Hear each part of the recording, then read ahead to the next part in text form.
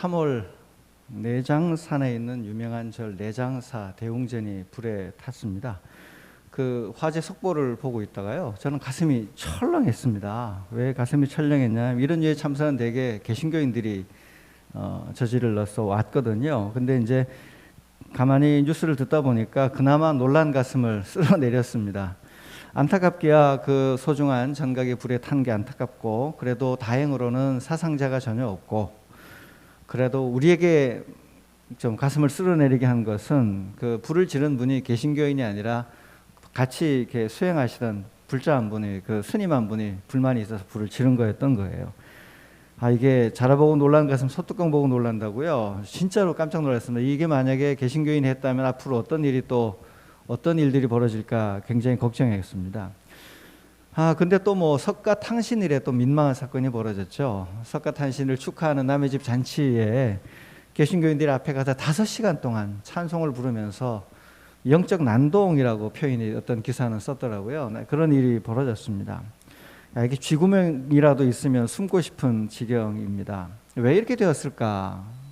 가만히 생각을 해봐야 됩니다. 우리가 지난 시간에 우리가 행함이 잘못된 것은 잘못 알아서 그런 거거든요.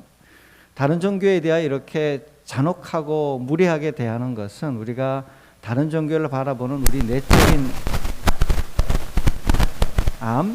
우리 자신의 내적인 부분에 뭔가를 잘못 알고 있기 때문에 벌어지는 일인 겁니다.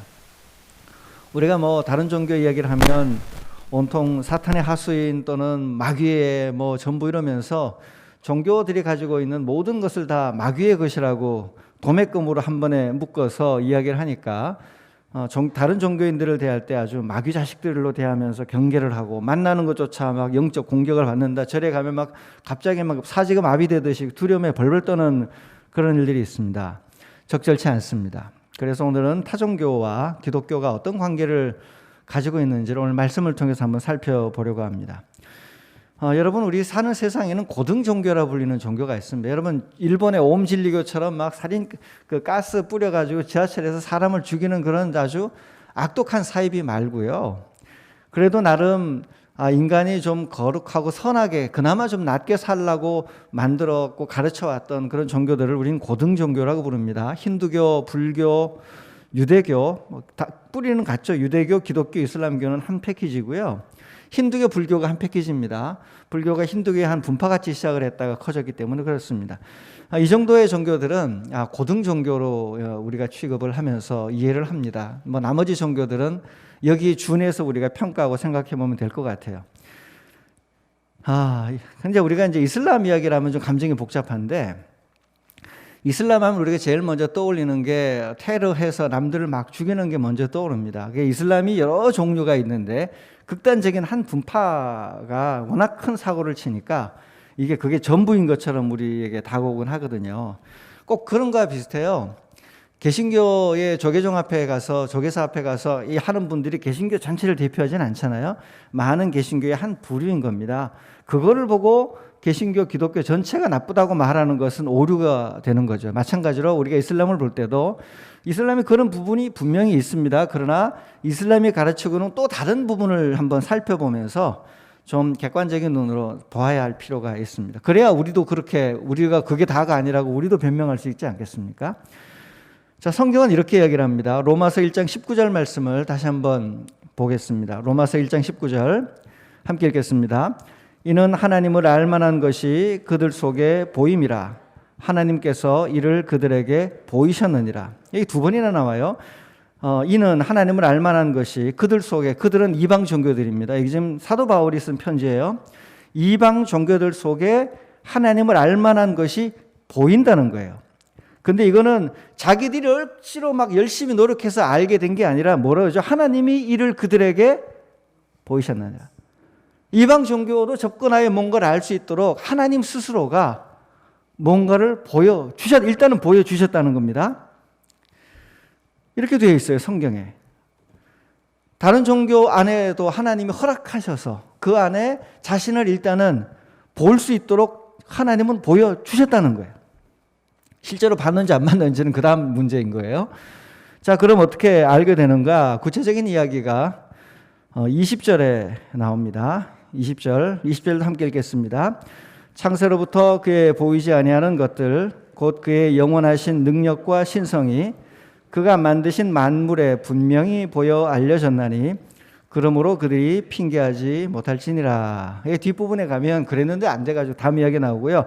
그 앞부분 창세로부터 하나님이 이 세상을 만드신 때로부터 우리 눈에 보이지 않는 것, 하나님의 신비한 그 영원하신 능력과 하나님의 신적 아름다움, 신성이 하나님이 만드신 모든 만물, 온 세계, 자연계 안에, 사람 사는 사회 안에 보였다는 건데 어슴푸레하게 보였다는 겁니까? 분명히 보였다는 겁니까? 분명히 보여 알려졌기 때문에 너무도 분명하게 하나님의 자신을 보여줬기 때문에 사람들은 절대로 못 봤다고 말할 수 없다. 그 정도로 하나님이 자명하게 자신을 계시해 주셨다고 이야기를 하는 겁니다. 그러니까 오늘 본문에 따르면 이 세상 자연이 돌아가는 이 아름다운 산에 가서, 여러분 높은 산에 가서 알프스 혹시 가보셨어요? 저 못 가봤는데요. 알프스 다녀오신 분들이 신이 있을 수밖에 없다 이런 생각하신다는 거예요. 우리 칼바르트라는 유명한 신학자가 있습니다. 이 신학자가 자연계시라는 부분에 굉장히 고민을 많이 했어요. 예수 그리스도를 통한 특별 계시만이 우리가 알고 있는 전부라고 생각하는데요. 기독교 신학 전통에는 자연계시라고 불리는 이 세상의 자연과 사람들의 삶 속에 알려주신 하나님에 대한 탐구가 굉장히 깊어요. 칼바르트가 예수 그리스도로 인하여 구원받는 특별 계시에 굉장히 정통한 신학자인데 이 부분이 끝까지 자연계시를 포기할 수 없던 이유 중에 하나가 자기가 살고 있던 스위스 알프스의 너무도 아름답고 찬란한 그 자연을 보면 신적 경외감, 신에 대한 신비함, 깨달음, 뭔가가 보인다는 거예요. 그런 아름다운 자연 안에 들어있는 보이지 않는 뭔가에 대한, 하나님에 대한 뭔가의 그것 때문에 자연계시라는 굉장히 중요한 부분을 칼바르트조차 포기하지 못하고 분명히 붙잡고 있습니다. 자연을 관찰하며 그 속에서 뭔가를 알게 되는 것, 만약에 뭔가를 아름답고 선한 것을 알게 된다면 그거는 그 사람이 훌륭해서 깨닫게 된 겁니까? 하나님이 보여줘서 깨닫게 된 겁니까? 하나님이 본문에 따르면 분명히 보여 알 수 있도록 보여주기 때문에 그렇다는 거죠. 자, 그래서 사도행전 17장 27절도 함께 읽어보겠습니다. 사도행전 17장 27절입니다. 함께 읽습니다. 이는 사람으로 혹 하나님을 더듬어 찾아 발견하게 하려 하심이로되 그는 우리 각 사람에게서 멀리 계시지 아니하도다. 하나님이 분명히 보여 알게 하셨고, 그리고 하나님이 멀리 계시다는 겁니까? 가까이 주변에 바로 옆에 있다는 겁니까? 하나님이 항상 옆에 있다는 거예요. 그리고 더듬어 찾아는 조금 희미하게 찾는 것 같기도 하고요. 또는 감각적으로 찾아서 눈으로 관찰하여 찾을 수 있는 범위 안에서 하나님이 발견할 수 있도록 하나님이 애쓰셨다는 겁니다. 자연 만물 안에, 그리고 하나님 만드신 피조세계 안에 자신의 신성을 넣어서 사람들이 볼 수 있도록 해 주었기 때문에, 여러분 이 때문에요, 고대 사회의 성직자들이 주로 자연과학자들이었죠. 고대 사회에는 중세까지도 성직자들이 의사였고 교육하는 사람이었고 철학자였고 과학자였고 점성술사들이 굉장히 많았죠. 이집트만 해도 하늘의 별자리 연구하는 사람들이 다 성직자들이었습니다. 그런 이유는 자연 세계 안에 드러난 인간을 초월하는 뭔가에 대한 것을 추구해 왔기 때문에 그래요. 욥기를 읽어보면 자연 관찰 이야기 진짜 많습니다. 뭐를 보라, 기어다니는 뭐를 보라, 하늘에 날아다니는 새를 보고 관찰한 거 봐라, 사자들이 사는 거 봐라, 그거 봐라, 이렇게 다 되지 않느냐? 하나님 하시는 거다. 자연에 관한 관찰. 역사도 마찬가지입니다. 우리가 살고 있는 역사를 지켜보고 인간의 삶을 지켜보고 있던 수많은 가르침들, 철학 체계들 이런 것들을 보면 그 중에 다 나쁩니까? 좋은 게 있습니까? 좋은 게 있어요. 여러분 이 세상에 정상적인 종교치고 사람을 죽이는 것을 잘한다고 박수칠 종교가 있습니까? 없습니까? 없어요. 남을 죽이는 것을 향해서 벌로 처벌하여 못하게 만드는 게 정상적인 종교거든요. 간음하지 말라, 이런 것들 쭉, 도둑질하지 말라, 이런 것들이 성경에 있는 10계명에만 나옵니까? 다른 데도 나옵니까? 다른 데도 나오죠. 함무르비 법전 내도 나와요, 이미.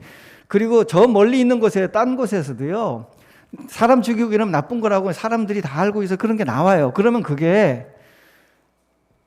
이게 자기들이 만들어낸 걸까요? 아니면 하나님이 미리 만들어 놓으신 법칙을 자신들이 더듬어 찾아 발견한 걸까요? 오늘 본문은 더듬어 찾아 발견해서 생긴 거라고 치는 겁니다. 그러니까 다른 종교에 있는 좋은 깨달음, 우리가 보기에는 그 정도는 굉장히 훌륭한 깨달음이라고 여기는 것들이 그 종교의 특징이 아니라 알고 봤더니 하나님이 이 세상 만물에 자기를 계시하여 주신 것을 어렴풋이 더듬어 찾아 발견해버린 종교의 작은 그 부분인 거지. 그러니까 결국은 하나님에게서 연원한 것이지 인간이나 특정한 종교가 창조한 게 아니라는 겁니다. 그래서요, 잠언을 보시면 잠언에 있는 잠언 22장에서 일부하고 23장, 24장 일부는 이집트에 있는 어떤 문헌과 굉장히 유사합니다. 거의 같아요. 문구 자체가 같아요. 이유는 이집트에 있는 어떤 사람들이 가지고 있는 좋은 이야기가 알고 봤더니 인간에 대하여 굉장히 올바른 통찰을 가지고 있어요. 그거 하나님이 만드신 거니까 니네들이 아는 거지 뭐 니네들이 발견했겠어? 우리도 이미 그런 거 알고 있는데 그것도 하나님의 흔적이네 가져와. 그리고 성경에 집어넣은 가치 있는 거예요.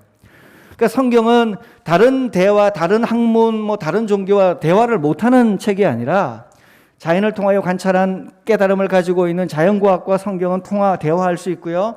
인간의 심리를 관찰한 인간의 심리를 어떻게 만들어졌는데 하나님이 창조하신 거 아니겠습니까? 하나님이 창조한 인간의 심리가 어떻게 변하는지를 연구하고 알아내면 그게 그 학문이 위대한 거예요. 하나님이 원래 그렇게 만든 걸 깨달은 것 뿐이에요. 하나님이 만든 걸 깨달은 것 뿐이에요.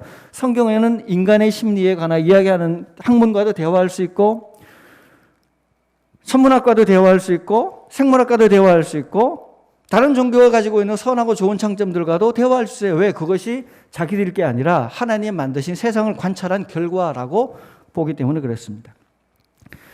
여러분, 그래서요, 우리가 기독교의 구원을 이야기할 때 기독교의 독특함을 너무 강조하면서 다른 종교를 막 까내리고 누르는 게 능사가 아닙니다. 그렇게 하면 접근 받는 사람, 여러분 보세요. 누가 와가지고 당신 인생 다 잘못 살았어요. 그따위로 살면 어떡합니까? 다 틀렸어요. 이렇게 하는 것보다 당신이 애써서 고생 많이 했죠. 그래도 나름 참 잘 사는 것 같은데 그래도 안 되는 게 있지 않겠습니까? 여기 와서 이렇게 해야죠. 성경이 다른 종교에 접근할 때 그렇게 막 함부로 무식하게 접근해서 막 누리고 박살내서 끌어오는 게 아니라 그 이전에 있던 종교들이 가진 좋은 점, 장점들을 잘 섭취하고 만들어가면서 그걸로 안 되더라는 거예요. 그거를 이야기하면 끌고 가는 특징이 있습니다. 그래서 우리 초창기 한국 사회에 오신 선교사님들이 절에 가면 절간에 앉아 스님이랑 깊은 철학적 대화를 나누었습니다. 실제로. 인도에 파송된 인도 선교사님들이요, 처음에 그럼 할 수 있는 게 아무것도 없거든요. 힌두교 사원 앞에 앉아서 그 안에서 힌두교를 믿는 사람들과 앉아서 대화를 해가며 힌두교에 좋은 게 있네요. 맞아요. 좋아요. 그런데 그 좋은 게 우리 성경에도 있는데요. 성경에 더 좋은 게 있어요. 그리고 예수님의 산상수훈을 꺼내옵니다. 그런 방식으로 대화하고 상대방을 존중해 가면서 선교를 해왔던 게 기독교의 선교의 가장 중요한 부분이었습니다. 생각해야 될 게요, 우리가 예수 믿으면 천국 간다는 이야기가 단지 2000년 전에 태어나신 그분을 모르면 지옥 간다는 이야기로 받아들이면 곤란해요. 이게 항상 질문을 받잖아요. 예수님보다 50년 전에, 100년 전에 태어난 사람, 운 좋게 조금만 더 늦게 태어났으면 예수님을 알 수 있었는데, 예수님보다 운이 나빠서 100년 전에 태어난 사람은 예수님이 태어난 줄도 몰랐는데 예수 안 믿었다고 하나님이 똑바로 처리해서 그 이유로 지옥에 보내버리시면 하나님이 합리적인 분입니까? 아주 대단히 무도한 분입니까? 대단히 무도한 분이에요. 예수님이 팔레스타인에 있었는데 우리 살고 있던 이 대한민국 이 한복판에는 예수를 믿을 기회도 없었고 예수라는 말도 들을 수도 없었는데 예수 그냥 그 2000년 전에 그 인물 팔레스타인에 나가 십자가 죽은 그 인물을 안 믿었다고 여기 있는 사람들을 바로 그 이유 하나만으로 심판받아 지옥에 보내시면 지옥 가려고 심판받는 사람들이 억울하다고 난리치겠습니까? 20, 30 막 하고 가겠습니까? 네, 맞습니다 하고 승복하겠습니까? 제가 보기에는 최후 심판이 아수라장이 됩니다. 하나님이 최후 심판하실 때는요, 최후의 심판이에요. 더 이상의 판단이 없을 정도로 하나님은 인간을 심판하실 수 있는 완벽한 준비와 설득력과 논리와 모든 것을 갖춘 상태로 심판하신다는 뜻이에요. 그래서 예수님 이전에 태어난 사람들에 대해서도 하나님은 그들을 심판하실 권리가 있는 겁니다. 거기에 이제 오늘 우리가 이제 1차적으로 고민해야 될 건데요. 맨 먼저 다른 종교에도 하나님이 그동안 선한 것을 보여주셨다. 보여주셨는데 안 했으니까 하나님 심판하실 수 있겠죠. 그런 논리가 성경에 지금 등장하는 거예요. 그래서 저는 여기서요, 기독교인이 1차적으로 제일 먼저 해야 될, 현대 기독교인이 해야 될 기본 시민 교양, 시민 상식, 시민 교양이 뭔가 생각을 해보면 좀 존중하면 좋겠어요. 다른 종교에 대해서도. 어디 가가지고 막 함부로 대놓고 막 이 새끼들 왔네 그러고 막 그러지 말고 상대방을 좀 존중하면 좋겠어요. 그래서 제가 이제 배운 게 하나가요. 저희 교회에서 장례가 있어가지고 명지병원 장례식장에 장례를 이제 섬길 때였습니다. 저희는 저희 교회 교우에 장례 예배를 드리고 복도를 통해 나와서 이제 문으로 나오고 있는데 한 스님이 이 가사라 그러네, 옷을 입고 목탁을 드시고 저쪽에서 본인도 아마 장례식에 오시는 것 같아요. 이쪽에서 걸어 들어오시더라고요. 그래서 저는 목회자 가운 입고 그분은 승복을 입고 이렇게 복도에서 저쪽부터 이렇게 마주치는데 갑자기 스님이 길을 살짝 비켜서더니 살짝 인사하는, 근데 우리 지나가는 길을 준비하면서 인사를 하는 거예요. 제가 깜짝 놀랐어요. 그래서 가다가 멈춰서서 스님 저희를 아세요? 했더니 아니 모릅니다. 그런데 어떻게 인사를, 저는 저보고 하는 줄 모르고 처음에는 누가 있나 싶어서 봤는데 없어요. 그래서 스님 왜 그러십니까? 했더니 더 높은 도를 추구하는 사람은 마땅히 존중받아 마땅합니다라고, 당신도 목사님도 세상 사람들보다 더 높은 차원의 뭔가를 추구하지 않습니까? 그런 같은 도반의 마음으로 존중합니다라고 인사를 하는 거예요. 제가 그 자리에서 저도 깍듯하게 인사를 하고 스님 잘 알겠습니다 하고 인사하고 들어왔어요. 제가 그때 돌아온 다음에 참 부끄러웠어요. 이게 인간에 대한 존중이거든요. 사실은 예수님이 지극히 가난한 자 한 사람 한 사람을 대할 때의 모습이었어요. 근데 그런 모습을 그분이 타종교인 우리를 향하여 가지고 아주 깍듯하게 대하니까 딱 생각이, 무슨 생각이 바로 들었냐면 불교는 굉장히 품위가 있네 이런 생각이 바로 들어버리는 거예요. 여기서 우리 결정적인 전략적인 실수입니다. 기독교는 품위가 없네로 바로 사람들 보기에 무식하고 품위가 없네로 떨어지고, 본이든 아니든 어쨌든 그렇게 하는 것이 전략적으로도 우리 방법론적으로도 불교는 품위가 있네라는 생각이 딱 들면서 두 번째 생각이 맞물렸습니다. 만약에 대한민국 땅에 기독교가 들어오기 전에 불교, 유교 간이 이슬람이 먼저 자리를 잡았으면 우리가 이토록 평안하게 복음을 전하며 살 수 있을까라는 생각이 탁 들었어요. 그러면서 저는 거꾸로 불교에 대해서 감사한 마음이 생겼어요. 불교는 관용의 종교라 불교인들이 개신교 와가지고 하진 않잖아요. 불교에서 개신교가 난장을 피워도 공식 대응하는 거 별로 없는데 이번에는 공식 대응 하시는 것 같아요. 없거든요. 거꾸로 생각해서 이슬람이 우리보다 먼저 이 땅에 들어와 있었고 기독교가 뒤늦게 들어왔다고 생각을 해보십시오. 가능하겠습니까? 우리요, 종교 간의 갈등이 끊임없이 일어나서 함께 공존하지 못하고 늘 칼부림 나는 그 세상이 우리나라였을 거예요. 그런 의미에서 우리는 그래도 자비롭고 타종교에 대해 넉넉하고 그래도 그렇게 나름 품위를 지키려고 애를 쓰고 하고 있는 불교가 우리 앞에 있다는 것이 오히려 다행스럽게 여기고 한편에서는 고마운 마음을 가져야 됩니다. 제가 그런 마음이 바로 들었어요. 이렇게 불교는 품위가 있는 것인가? 두 번째, 이슬람이 아니고 불교가 먼저 와 있던 게 우리한테는 굉장히 좋은 기회였구나라는 생각이 들었습니다. 그래서요, 기독교 신학에서는요, 다른 종교가 기독교를 예비하는 역할을 한다고 봐요. 불완전한 종교들이 가지고 있는 것을 기독교가 와서 완성한다고 보는 거니까, 여러분도 다른 종교를 보시면 사람을 그냥 사람으로 보는 훈련. 저분 사람이죠. 더더구나 정말로 그냥 불교인이 다 훌륭하진 않은 것, 그거는 건 둘째치고요. 불교 스님 중에 진짜로 막 돌을 열심히 닦아서 막 정말로 검소하게 면벽 수행해가며 엄청나게 노력하시는 분을 보면 존중해 줘야 됩니다. 왜? 불교에서도 저렇게 애를 쓰는데 그 인간적인 노력에 대해서는 우리가 존중을 해주면서 그를 잘 대하는, 예의를 잃지 않는 것이 우리 스스로에게도 굉장히 좋은 거죠.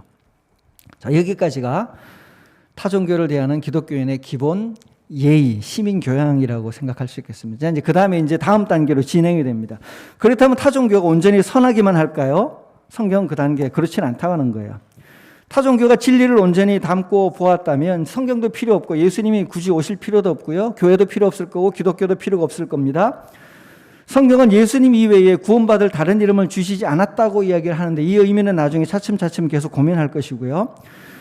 하나님은 자신을 분명히 보여주셨는데 그 다음에 무슨 일이 벌어졌는가가 오늘 로마서 1장 21절부터 23절에 나옵니다. 본문을 좀 읽어가겠습니다. 로마서 1장 21절에서 23절 함께 읽습니다. 하나님을 알되 하나님을 영화롭게도 아니하며 감사하지도 아니하고 오히려 그 생각이 허망하여지며 미련한 마음이 어두워졌나니 스스로 지혜 있다 하나 어리석게 되어 썩어지지 아니하는 하나님의 영광을 썩어질 사람과 새와 짐승과 기어다니는 동물 모양의 우상으로 바꾸었느니라. 원래대로라면 우주 만물을 보고 다른 종교도 하나님의 신성을 알고 하나님을 경배해야 되는데 그런 일이 정상적으로 일어나지 않았다는 거예요. 성경에 따르면. 하나님을 보고 하나님을 경배해야 되는데 하나님을 경배하지 않고 종교가 배신한 거죠. 타 종교들이 기독교 이전의 종교들이 하나님을 배신하여 도리어 우상을 만들어서 자기 욕망을 숭배하고 나쁜 쪽으로 계속해서 일을 만들어 갔다는 겁니다. 종교들이 하나님을 향해 가지 않고 하나님과 반대되는 길로 나아갔습니다. 그래서 이런 종교가 심판을 받는다면 귀책 사유는 인간 본인들에게 있습니다. 하나님이 타 종교인들을 심판하신다고 해도 그 심판의 근거는 하나님을 보여주셨는데도 불구하고 하나님을 거절한 그들에게 있는 겁니다. 단순하게 예수님을 2000년 전에 태어난 예수님을 몰라서 심판받는 게 아니라 그 이전에도 하나님은 굉장히 열심히 애를 써서 자신을 보여주려고 애를 썼다는 거예요. 그게 정상이죠. 하나님이 태초에 하나님이 세상을 만들어 놓고 예수님 태어나기 이전까지는 하나님이 아무 노력도 안 하고 있다가 너희가 예수 안 믿었다고 벌 주는 것은 하나님에게 정당한 하나님에 대한 비난이 아닙니다. 하나님께서는 세상을 만들어 놓고 그 이전에 있던 모든 존재들도 자신을 알 수 있도록 계시하시고 얼르고 구약에 보면 하나님이 사람들에게 나타나고 우리 여기 본문에 따르면 민족들마다 거주의 경계를 정하여 하나님이 하는 수 없이 각 종교들이라도 허락해서 인간이 안 하려니까 허락해서 그 안에서라도 뭔가를 보여주려고 애를 쓰고 애를 썼는데도 사람들이 하나님을 거절했다. 그러면 하나님 심판할 수 있는 겁니다. 오늘 본문의 성경의 논리입니다. 여기에서요 우리가 타종교에 대해서 두 가지 상반된 고민을 안게 되거든요. 첫째, 다른 종교 안에서도 정상적으로 그 종교를 최선을 다해서 믿으면 우리 일단 구원을 못 이룰 거니까 그렇다면 예수님에게로 가게 되지 않을까? 그죠? 기존 종교가 하나님을 믿기로 돼 있고 하나님의 신성을 보면서 출발을 할 수 있는데 하나님을 거절하고 할 수 있는 가능성을 하나님 보여주셨으니까 기존 종교를 열심히 믿어도 구원에 이르지 않아요. 그런데 예수를 믿는 기독교, 예수님이라는 완전한 계시가 나타났을 때 내가 원하던 구원이 이런 거였네. 그리고 다른 종교, 예수님을 믿는 곳으로 이행할 가능성이 있지 않을까? 이걸 하나 고민해야 되고요. 또 하나가 종교가 어떤 역할을 하냐면요. 그런 역할도 조금 하는데 두 번째 역할은 예수님이라는 완전한 계시, 온전한 계시가 나타났는데도 불구하고 종교가 자기 영역, 자기 배를 불리기 위하여 사람들을 더 고상하고 좋은 완전한 계신 예수님께로 가지 못하도록 차단하고 도리어 사람을 얽어매는 종교가 있다는 거예요. 그 종교는 하나님의 심판의 대상이 되겠죠. 그런 의미에서 좋은 의미에서요.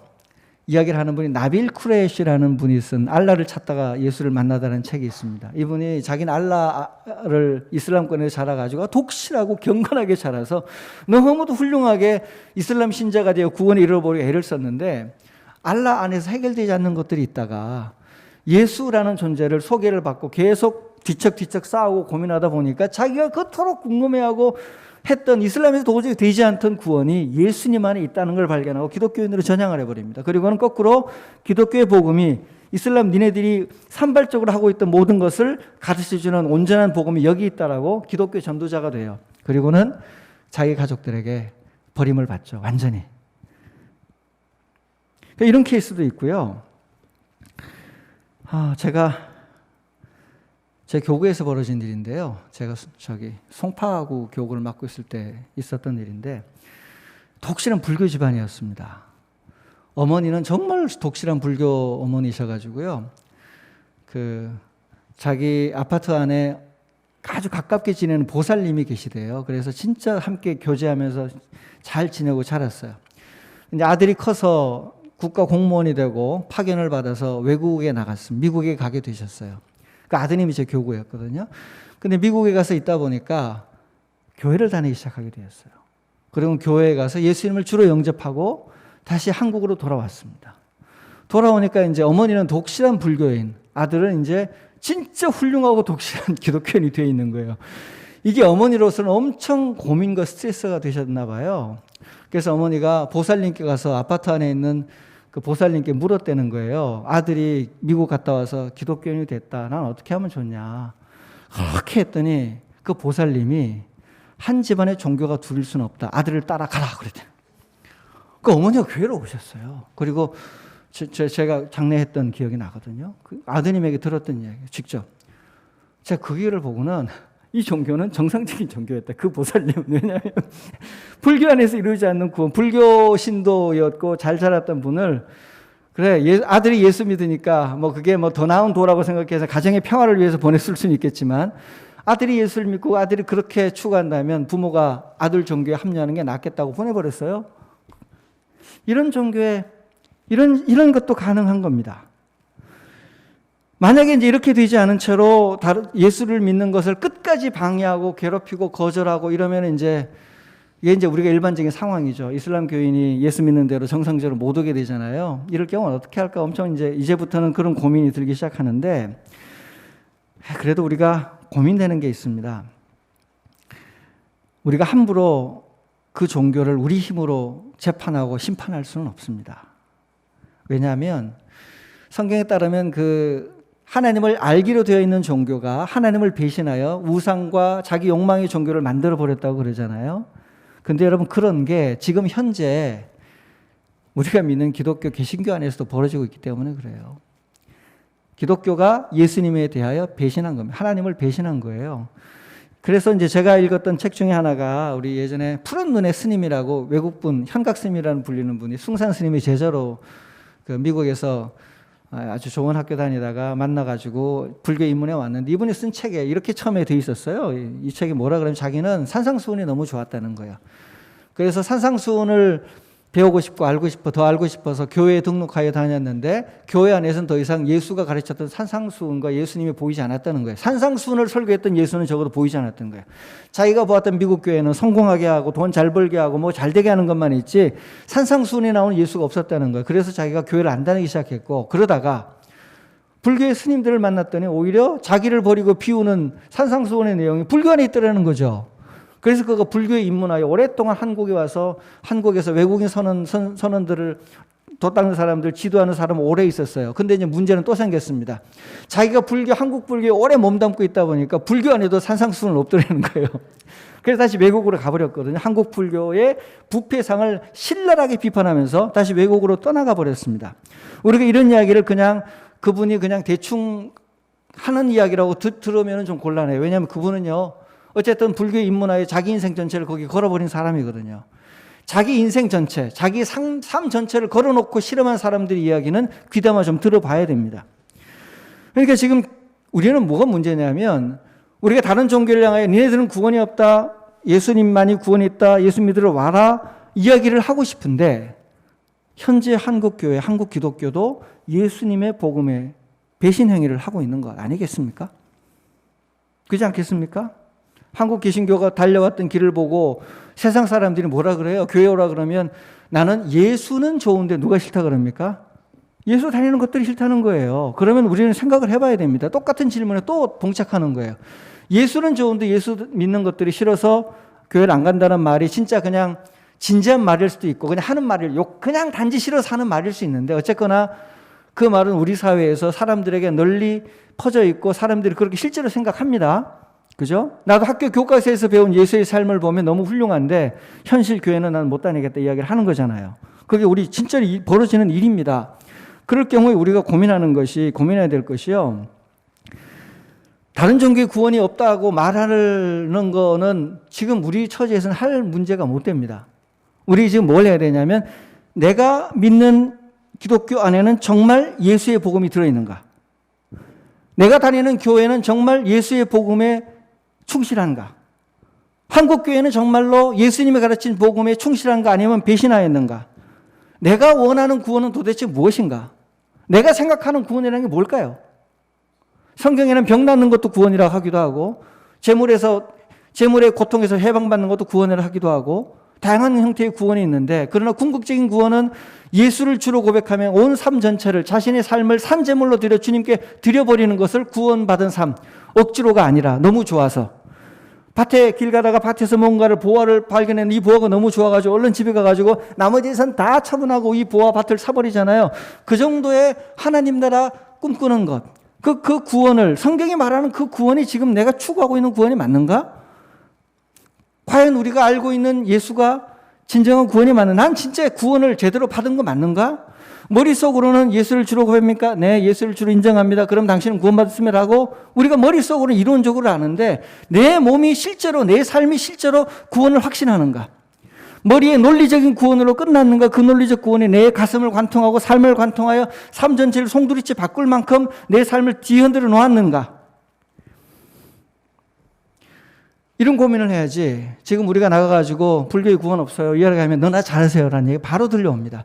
이슬람 보고 구원 없어요 그럼 너나 잘하세요 얘기 나올 거고, 불교 보고 구원 없어요 그럼 당신이나 잘하세요, 당신 앞가림도 못하는 주제라고 이야기 나오는 겁니다. 지금 우리는요, 타종교에 구원이 있나 없나, 우리 복음에 따라 분명하죠. 예수님만이 구원의 길이다. 다양한 더 큰 의미가 우리가 있겠는 건 나중에 있습니다만, 예수님만이 구원이다, 예수님만이 진리라고 말할 때 우리가 말하는 진리가 세상 사람들에게 과연 눈으로 들려질 만큼 그 진리에 자명하게 우리의 몸으로, 삶으로 증언할 수 있는가를 고민을 해야 된다는 겁니다. 그래서 우리가 구원론 공부를 할 수밖에 없는 거예요.